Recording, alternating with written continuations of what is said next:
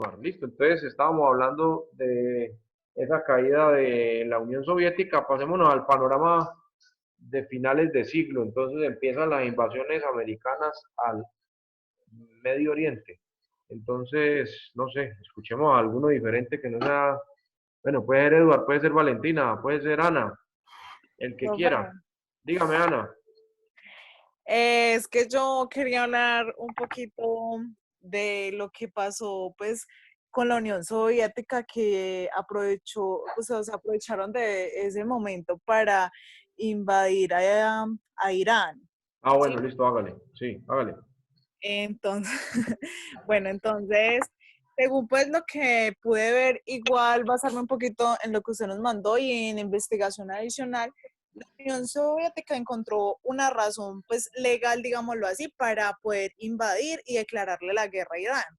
Esto era pues un tratado ruso que según eso fue algo de Persa de 1921 en el que decidieron que si una tercera parte de ese territorio que poseía Rusia, que era pues perso, era como la base de operaciones que Rusia en el momento deseaba y quería tener. Entonces, pues ellos vieron como la oportunidad dentro de la Unión Soviética para poder atacarlo y poder invadirlos y que en ese momento era legal, entonces entraron pues, a invadir como tal a Irán.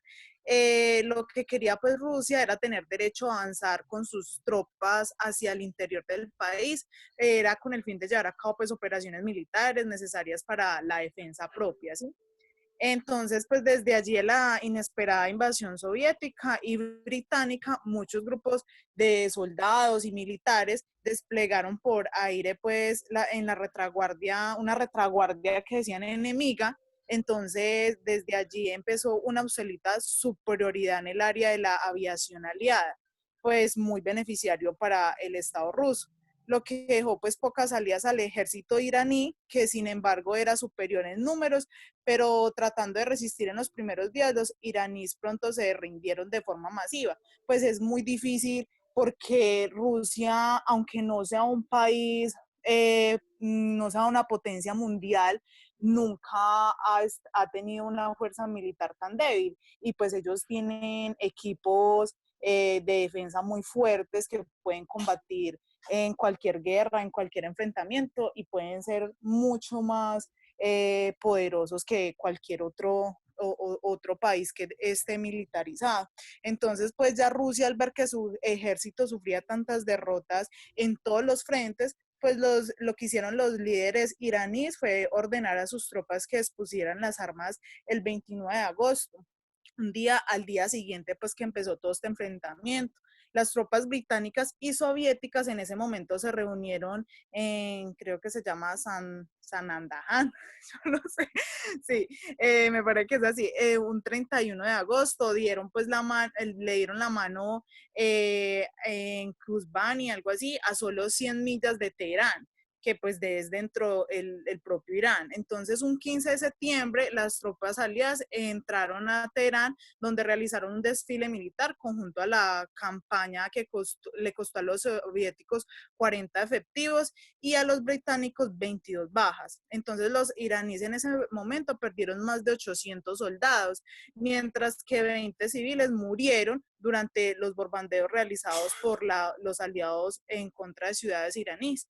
O sea que ahí, ¿qué hizo? Pues el que más se benefició en ese instante fue Rusia, apoderándose pues de ese territorio que quería para tener más fuerza militar y pues acabar con muchas tropas iraníes y ellos eran muy débiles en cuanto al enfrentamiento con Rusia, entonces más bien como que bajaron la guardia y pasó pues ese tipo de enfrentamiento gracias al problema que hubo con la Unión Soviética. Pues fue algo más o menos que pude investigar, igual tratando un poquito de referirme al tema que han venido tocando en cuanto a Rusia. Aunque Rusia no sea una superpotencia mundial, su fuerza militar que tiene en el momento y que siempre va a tener, porque igual tienen una persona al cargo súper inteligente como lo es Vladimir Putin, que este man, pues mejor dicho, es súper inteligente, súper estratega. Entonces, Rusia cuenta con muchas debilidades en cuanto a educación, como anteriormente en clases, antes lo decía la compañera Sandra, son un país muy conservador y lo van a seguir siendo porque todo se rige bajo las reglas de este presidente, pero hay que destacar que la fuerza militar que ellos tienen, eso viene desde muchos siglos atrás hasta la actualidad que lo siguen conservando. Pues es como el aporte que quería hacer al respecto. Listo, gracias, Anita. Bueno, continuemos. A ver, ¿qué me habla de Golfo Pérsico? ¿Qué me habla de Torres Gemelas? Más reciente, esa sí es historia, no, eso es del día de ayer para ustedes nomás. Cuéntenme, a ver. Profe, yo les quiero hablar más o Hágale, menos Eduardo. así como un resumen del tema de las Torres Gemelas. Listo, hágale.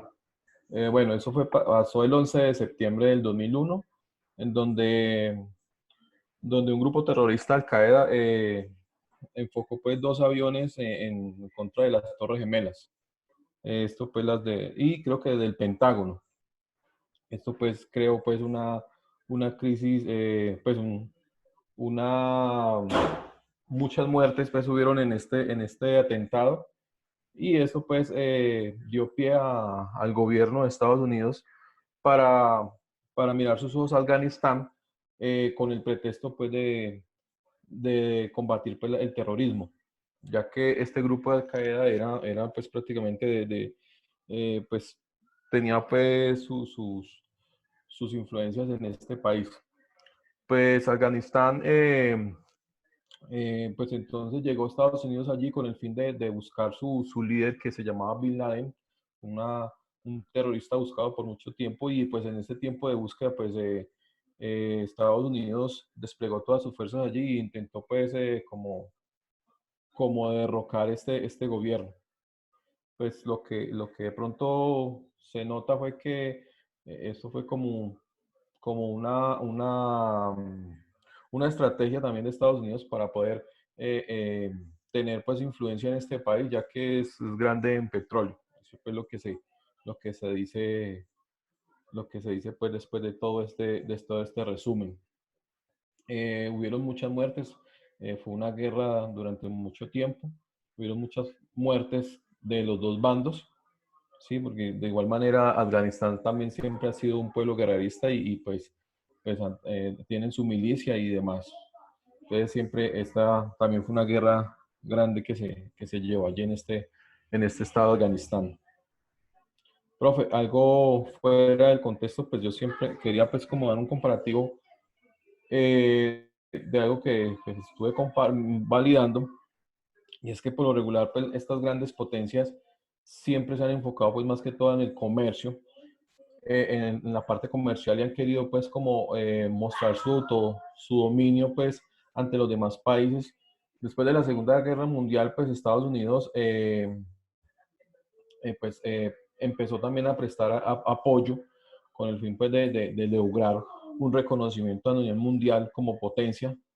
Sin embargo, llega un momento, no me acuerdo bien la fecha, que tuvieron una crisis interna, donde pues esto particularmente pues dejó, Estados Unidos dejó a un lado como estos países aliados donde les prestaba apoyo, ¿sí?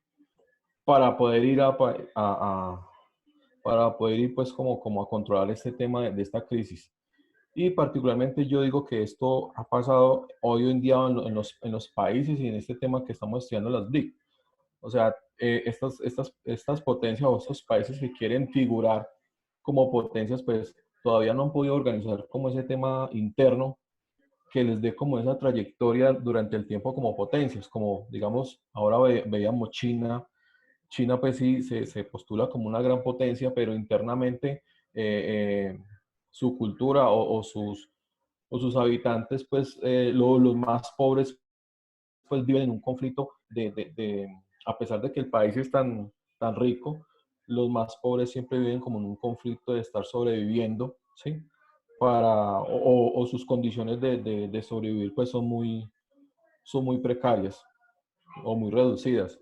Entonces, yo creo que esto es como un pensamiento de muy pocos, pero a la final esta crisis interna a la final arrastra hacia atrás este tipo este tipo de pensamientos de superación. Le ha pasado a Rusia también, que internamente pues no, a veces no pueden surgir enteramente como quieren porque pues las problemáticas internas no les ha ayudado. Entonces más o menos eso es como mi punto de vista. Listo, Eva, gracias. Entonces, bueno, complementando ahí lo inicial, lo del aspecto de las Torres Gemelas, bueno, antes de eso, a finales del siglo pasado, Estados Unidos interviene en el Golfo, la que llamamos la Guerra del Golfo.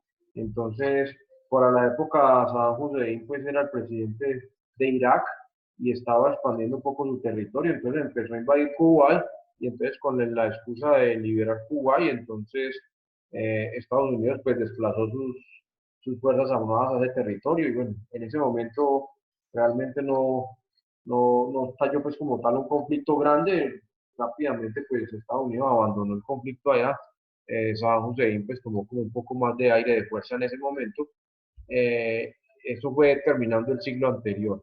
Luego se vino a principios de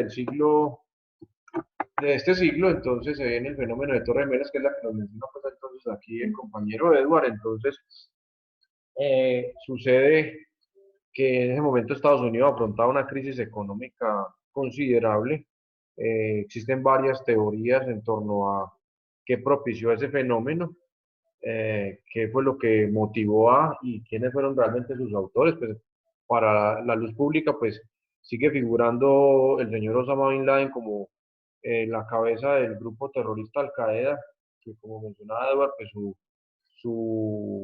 su sitio geográfico estratégico pues era Afganistán.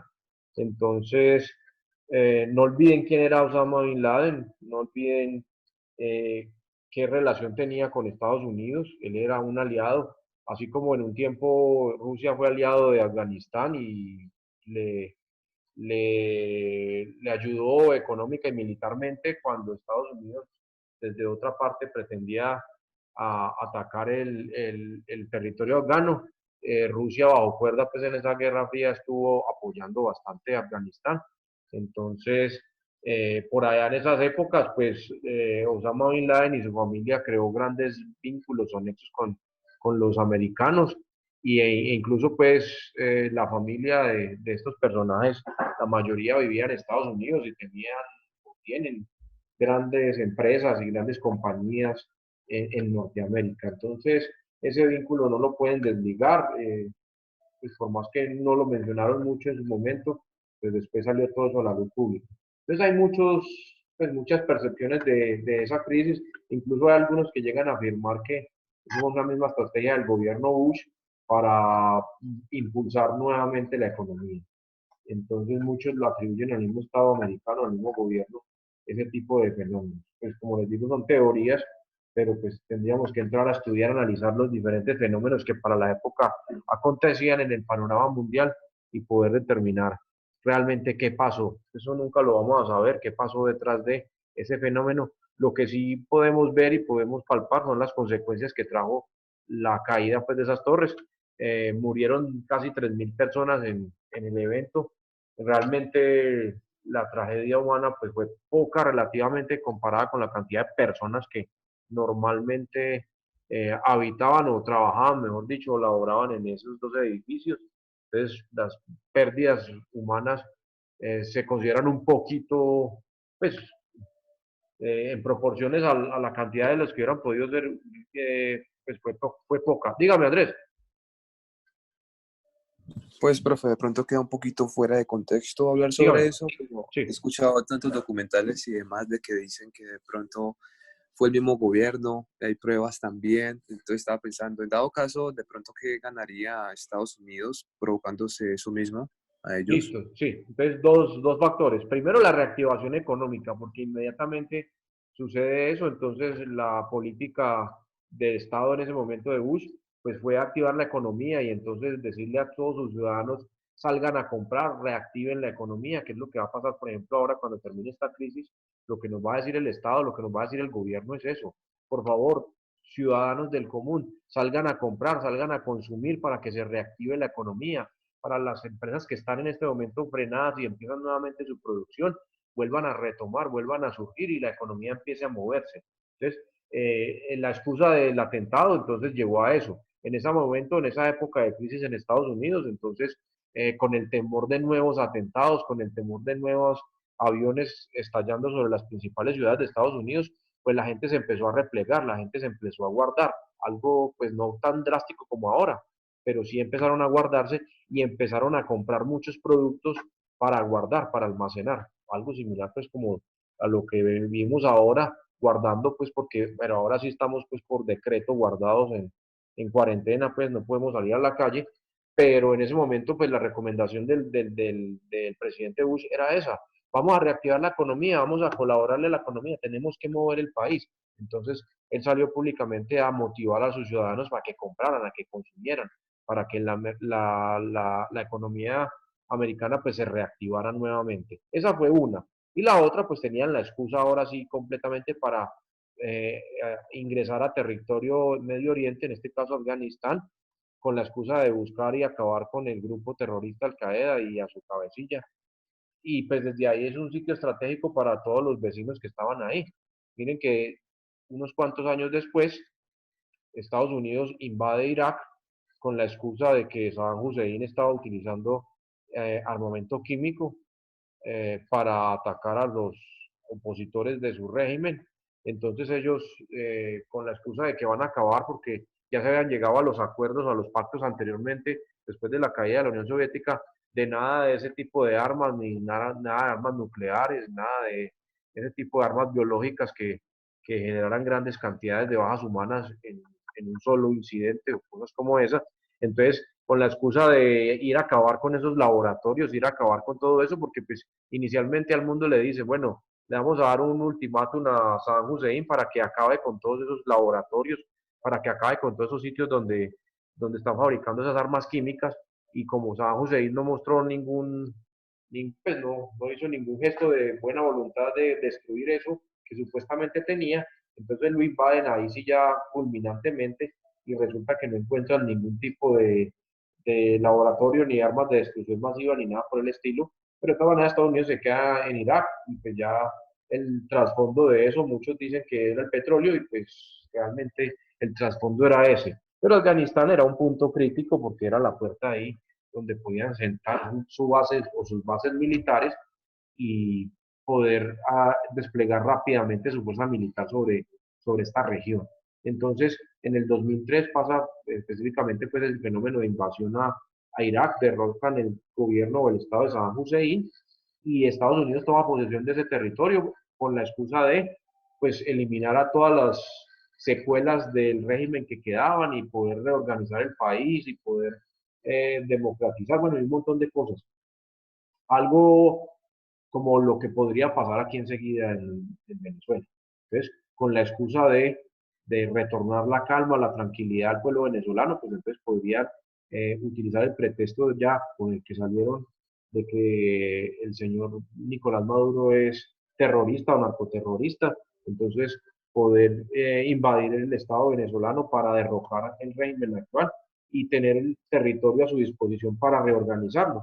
Pero pues recuerden que Venezuela está bañado o está enterrado o flota pues sobre petróleo. Igual pasa pues con Irak, con Cuba y todos estos países del Medio Oriente donde Estados Unidos tiene su presencia. Entonces, son consecuencias, son secuelas de ese fenómeno, donde había una crisis económica muy grande antes del fenómeno caída Torre Gemelas o atentados Torre Gemelas, y que después se reactiva automáticamente la economía y Estados Unidos toma posición de territorios en otras partes del planeta, sitios estratégicos, básicamente.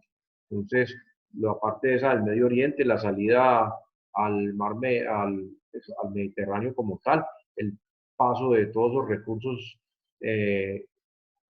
naturales de Asia hacia Europa o hacia Occidente a través de esta región, a través de este sector. Entonces es bien complejo. Recuerden que Irak está, pues, o lo que llamamos Irak hoy por hoy, es considerada pues la cuna de la humanidad y entonces por allá nos llevan a todos los pueblos de inicios de la humanidad, nos hablan del río Tigris, del Éufrates y todo eso que nos remonta al principio pues como tal de la humanidad. es como los primeros indicios. Entonces, es una parte bien estratégica también desde el punto de vista religioso, desde el punto de vista político, económico, tiene muchos factores. Entonces, son consecuencias de eso, de ese fenómeno como tal. Bueno, ¿quién dijo yo más? ¿Quién más? ¿Quién me falta por hablar de los aquí presentes? A ver, a Geraldine no la he escuchado hoy, ¿no? Geraldine ya habló un poquito. Valentina se me voló, no volvió a conectarse, entonces volvió y salió. ¿Quién Se le dijo cae más? mucho, Se profe. le cae mucho el internet, sí, ha estado molestando No, pues bastante. todos Todos reflejo estamos de eso. padeciendo, ¿cierto? No, que todo reflejo, pues llevando pues el tema, que Ah, todo sí, sí. reflejo, pues diría yo, desde el petróleo, o sea, todo es en base a eso, pues a la conquista geopolítica, de conquistar pues territorio, ¿no? Entonces todo va en base pues a eso. Y esos Tengan, sucesos sí, tengan en cuenta ese fenómeno en esa época y relacionenlo con lo que posiblemente podría pasar por estos lados, ¿no? Por lo que claro, pronto podría pasar por acá. Entonces, todo gira en torno a esta palabrita, el declive del poder de Estados Unidos. Entonces, ojo con eso. Muchos me han mencionado ahorita, pues que como tal Rusia no se ve como una potencia, estaba más arraigada en su fuerza militar, pero miren que las últimas estrategias de Putin son todas netamente comerciales, netamente económicas. Esa guerra que empieza con el petróleo, con los árabes, que esta semana pues tocó fondo en Estados Unidos, cómo va a llegar a costar un barril de petróleo menos $30, hasta ese punto llegó a valer menos 30, $4, menos creo que 4, menos $4. 15, eso estuvo fluctuando, al final cerró en menos 4, pero hubo un instante en ese día que se estuvo comercializando a menos $30 el barril, al final del día cerró en menos 4, pero es pues, ilógico que antes los petroleros le estén pagando a sus compradores para que le reciban el petróleo, porque no sabían qué hacer con él. Entonces, hasta ese punto llegamos. Entonces, esa es una estrategia netamente económica, netamente comercial. Entonces, ya vemos que Putin, después de haber reorganizado el país militarmente, de haber nuevamente unido un poco a su Estado, desde esos conceptos ortodoxos que maneja Rusia como tal, por tradición y que hemos mencionado aquí, varios de ustedes han comentado, pues ahora entonces empieza a adoptar estrategias netamente económicas, netamente de relaciones económicas con otros estados. Entonces, este momento de coyuntura mundial, entonces ha visto pues como Rusia está colaborando, está mandando aviones, está mandando ayudas, incluso mandó a Estados Unidos, está siendo el mejor amigo de muchos estados, de muchos países, y aparte de eso, pues desde el punto de vista comercial, desde el punto de vista petróleo, pues vea la estrategia que estaba adoptando, que estaba, bueno, esta semana tocó fondo pues con eso que vimos. Primera vez en la historia que el precio de cierto tipo de petróleo eh, toma valor negativo, o sea que estaba yendo a la pérdida. Entonces, a tener en cuenta ese tipo de elementos, ese tipo de fenómenos, ¿listo? Que Porque el los panorama va accionistas, cambiando. Dígame, Diego. los accionistas de Ecopetrol entonces a la pérdida. No, están, pero fatal, están preocupadísimos, porque es que, bueno, el barril de petróleo que se fue a la baja así de brutal no es el de referencia para Colombia, ese era el WTI, el de referencia para Colombia es el Brent, y ese está entre 24, 25, $26. Pero ya los grandes empresarios de Ecopetrol salieron a manifestar pues que ese precio o ese valor del petróleo o del barril, pues no es rentable para Colombia realmente. Entonces, sí, por esta época las acciones de Ecopetrol van bajando porque el petróleo, el precio del petróleo está muy por debajo realmente, está muy bajito y sigue manteniéndose así. Ya vamos a ver hasta cuándo se aguanta Putin. Por ahí me Por ahí estaban estaba, diciendo que iban a aflojar un poquito ya, que se iba a sentar nuevamente a hablar con los árabes, a ver si negociaban nuevamente. ¿Qué me decía Diego? no, que por ahí me estaba viendo una entrevista, un debate de la revista Semana, este señor, este que fue alcalde de Bucaramanga, que está pues con la idea de elegirse pues presidente, Sí, estuvo pues allí hablando sobre esos temas y estuvieron hablando sobre eh, los bancos, pues hoy en día el tema de los bancos que están, cómo están trabajando pues y el lado negativo que le están pues mostrando al mundo que, o a Colombia, digámoslo así, porque no están ayudando en nada. Y él decía, y lo estaba enmarcando de que el gobierno, ¿por qué no se centraba? Pues eso es geopolítico, ¿no? Yo apenas lo escuché y me fui a ese punto, que por qué no se centraba primero en la industria, en lo interno, ¿cierto? Él decía que si un pobre, si alguien, digamos, de estrato bajo, tiene su empleo, tiene su negocio, va a generar más economía, porque va a tener, digamos, 1 millón en el bolsillo para invertir, o sea, la economía va a surgir. Entonces, lo decía pues de esa manera, que la agricultura aquí no se le da, digamos, muy buena importancia y que Colombia exporta, importa, en vez de ayudar, digamos, aquí, o sea, al propio agricultor, en pocas palabras. Entonces, o sea, me marcaba mucho eso porque, o sea, en el tema de que estuvimos hablando de sobre qué geopolítica o qué medidas que para un desarrollo económico de Colombia, qué podríamos manejar. Y pues lo tenía como él como claro. Entonces era muy bueno como, como mencionarlo, que lo escuché pues de él. El exalcalde de Bucaramanga, sí, Sí, pues es un, yo no sé, estamos afrontando un periodo donde están surgiendo personajes con ideas diferentes. Y entonces, sí, pues eso es eh, muy real, muy cercano a la realidad, ¿no? ¿Por qué no apoyar primero lo interno y potenciar lo interno y luego sí mirar hacia afuera? ¿Por qué preferimos traer de afuera? Si ahora en este momento, por ejemplo, de crisis necesitamos apoyar el sector agrocolombiano, que va a generar muchos puestos de empleo y que va a generar mucho, pues va a mover mucho la economía, porque pues los alimentos se compran o se compran, pues todos necesitamos del alimento para vivir. Entonces, es casi que vamos a la fija. Entonces, ¿por qué no apoyar el sector agro ahora y, impulsarlo como motor de la economía en este momento de crisis?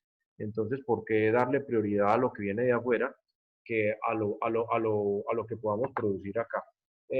Pues ya eso es tema del siguiente bloque, del siguiente módulo que empezaremos a trabajar dentro de 15 días, ya caso colombiano como tal.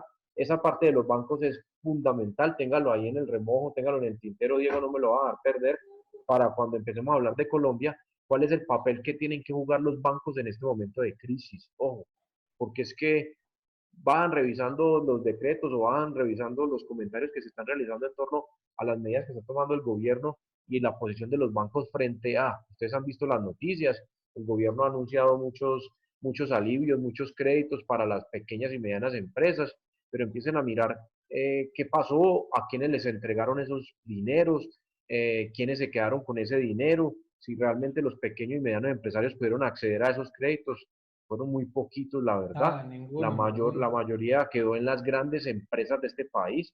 Entonces algunos decían, pues qué chiste que el gobierno coja su plata, bueno, ahora está prestando plata diestra y siniestra, le pida plata prestado a la banca privada para que ellos hagan créditos a largo y mediano plazo para reactivar la economía y pues los bancos ganan por punta y punta. Pues hay muchos fenómenos ahí.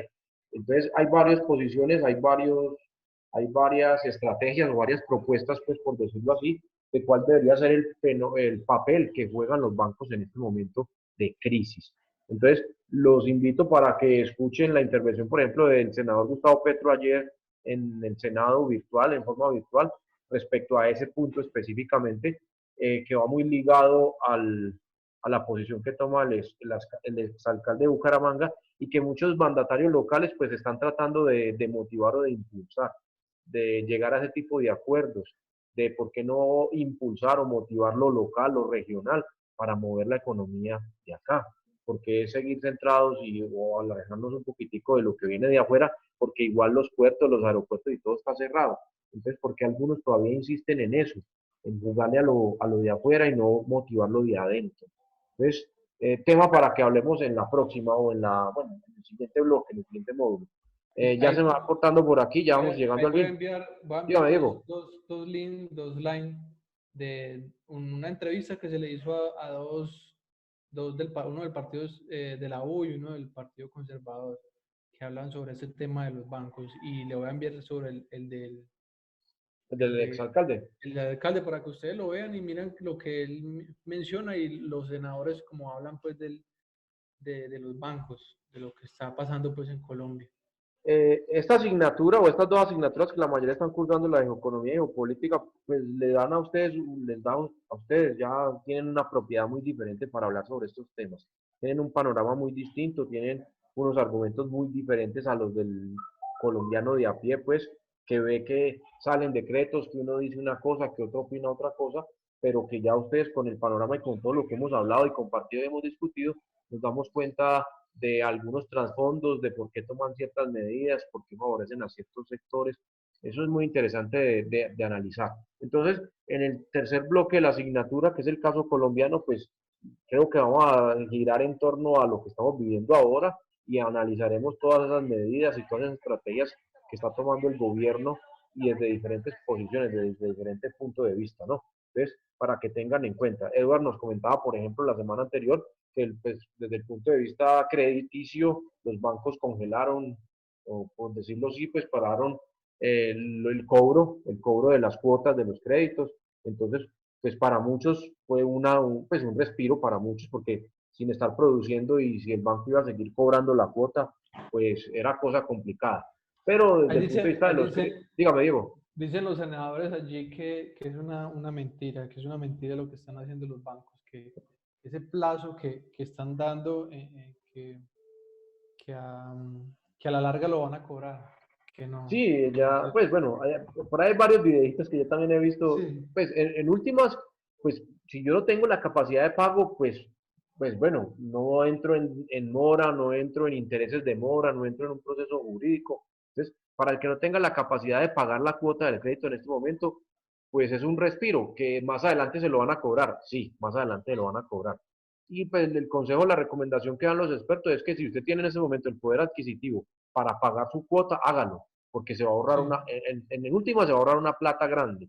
Entonces, claro, claro. por ahí hacían unos ejercicios con créditos de un monto no muy grande, pues entre 50 y 100 millones, y que con los mecanismos que están asumiendo los bancos ahora, pues se proyectaba al final de la deuda un incremento en el pago de intereses, pues por estos 3 o 4 meses de congelamiento, entre comillas, De ¿no? De próloga, sí. prórroga, eso, exactamente.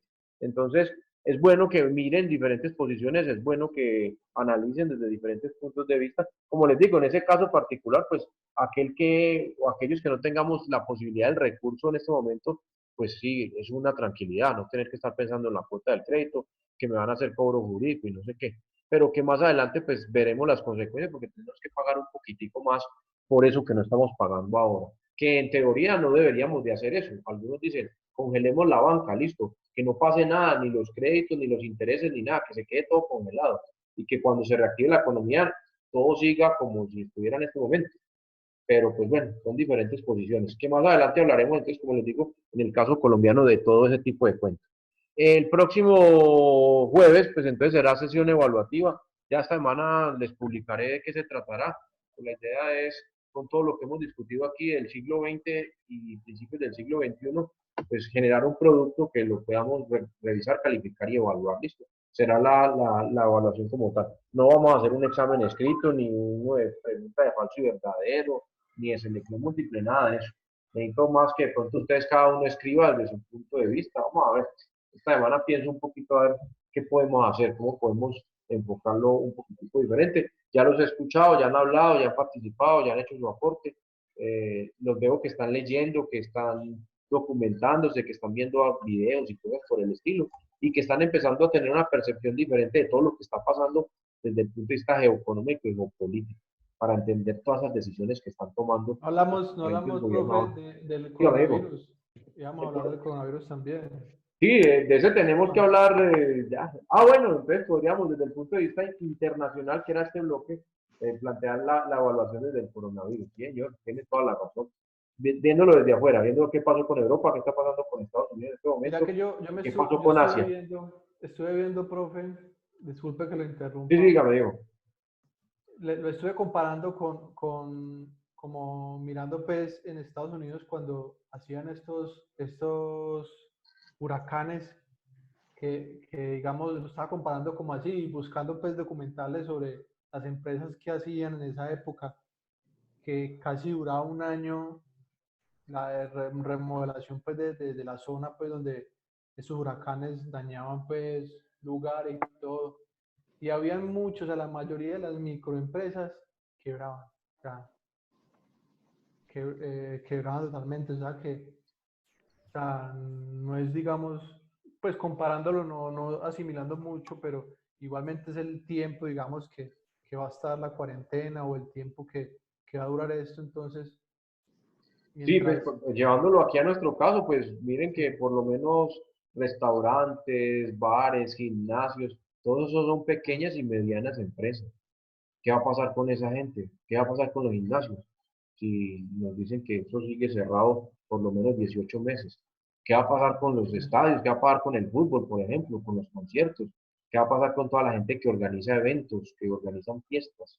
Son pequeñas y medianas empresas. ¿Cómo van a subsistir un año y medio sin facturar? Esa es la pregunta grave, esa es la pregunta del millón. ¿Qué va a pasar? ¿Cómo se van a tratar de ayudar? Entonces, pues llegaremos a un caso como ese que usted plantea, Diego, que en la mayoría de esos fenómenos, pues las que desaparecen son las pequeñas empresas. Las pequeñas empresas. Ajá, porque no tienen el pulso económico, el pulso financiero para poderse sostener. Las grandes empresas, pues, tienen fuerza, tienen músculo económico, pero las pequeñas y medianas es muy difícil. ¿Cómo va a sostener, no sé, un bar, una discoteca 6 meses cerrada? Pues eso no es rentable, pagando servicios y pagando Claro. arriendos, no tiene cómo, no hay forma. Entonces, es el panorama y es lo que vamos a afrontar después de la crisis de salud. Bueno, ya me va a cortar, me voy despidiendo, muchachos, que tengan feliz noche. Ha sido un gusto, ha sido un placer. Nos veremos la próxima semana cuando les plantee la evaluación. Se las comparto en la plataforma y de una vez les aviso para que empiecen a trabajar sobre ella y la compartamos en la próxima sesión. Listo. Que Listo, tengan una listo. feliz Gracias, noche, profe. muchachos, que Profe, descansen. gracias, Bueno, chao. Igual. igualmente. Chao, profe, Feliz gracias. noche. Listo. Chao.